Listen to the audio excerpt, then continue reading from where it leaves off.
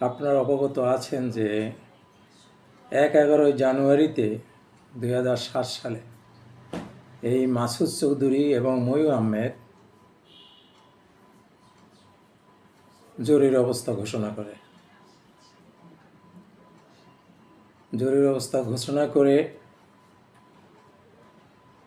আমরা কি দেখতে পেলাম? বিএনপির উপরে স্টিম রোলার চালানো হলো। সেই স্টিম রোলার চালাতে গিয়ে বর্তমান যিনি আজকে প্রধানমন্ত্রী জনাব তারেক রহমান সাহেবকে ধরে নিয়ে বাসা থেকে ভালো মানুষটাকে তুলে নিলেন, কিন্তু আমরা দেখলাম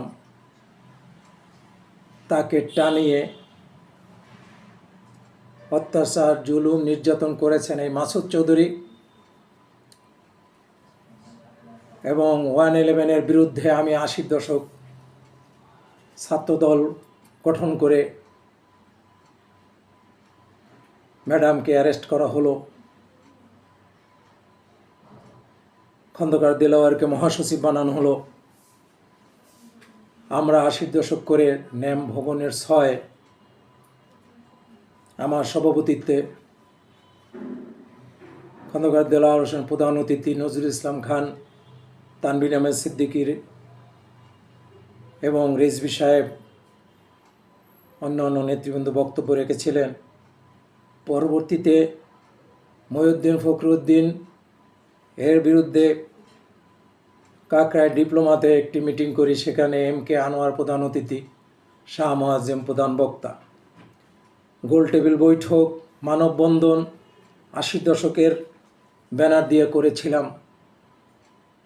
কিন্তু আজকে মহান রব্বুল আলমিনের কাছে লাখো শুকরিয়া আদায় করছি, সেই মাসুদ চৌধুরী অ্যারেস্ট হয়েছেন।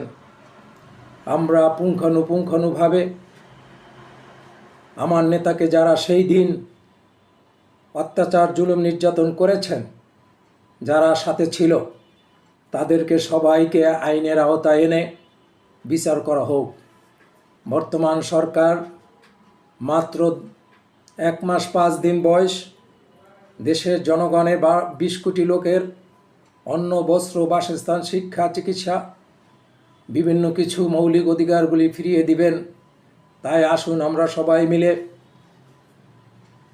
মাননীয় প্রধানমন্ত্রীকে আমরা সহযোগিতা করি, যাতে এদেশের মানুষ শান্তিতে বসবাস করতে পারে।